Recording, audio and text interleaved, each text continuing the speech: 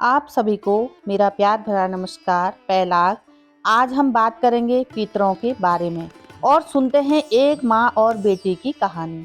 Channel को subscribe जरूर करें और अधिक से अधिक शेयर करें।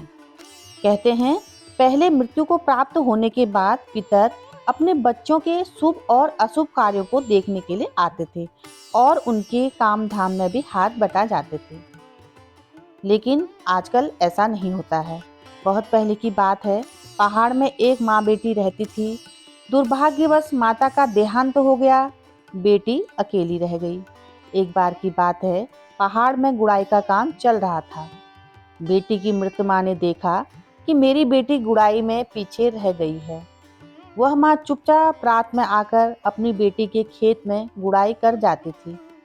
सुबह जब बेटी अपने खेत में गई तो उसका खेत पहले से ही गोड़ रखा था। अपने खेत में गुड़ाई देखकर बेटी आश्चर्यचकित हुई। दूसरे दिन सुबह फिर वो अपने दूसरे खेत में गई तो वहां भी गुड़ाई की जा चुकी थी।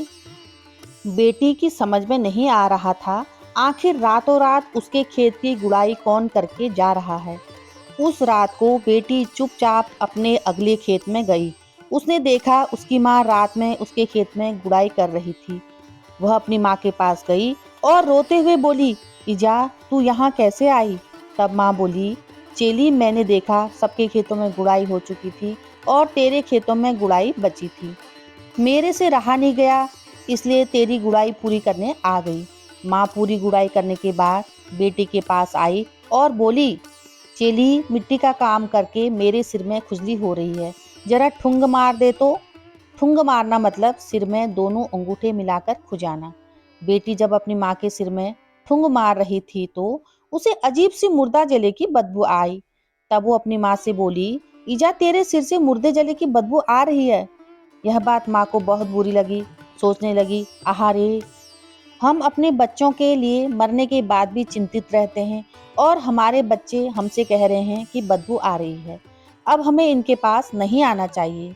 वो अपनी बेटी से बोली, चलिए, आज से तुम लोग किसी मृतक का दाह संस्कार करोगे तो सब यात्रियों को बोलना कि लौटते समय रास्ते में कांटे की टहनी दबाकर घर आए। तब हम पितर लोग तुम्हारे पास वापस नहीं आएंगे और तुम लोगों को बदबू भी नहीं आएगी। तब से यह परंपरा है, मृतक के दाह संस्कार के बाद वापस आते समय सब यात्री रास्ते में कांटे की टहनी दबाकर आते हैं।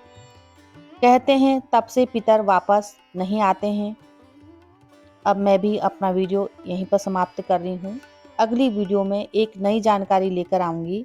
तब तक के लिए नमस्कार। पहला, चैनल को सब्सक्राइब जरूर करें और अधिक से अधिक शेयर करें। लोक कहानियों को जन जन तक पहुँचाने का प्रयास करें।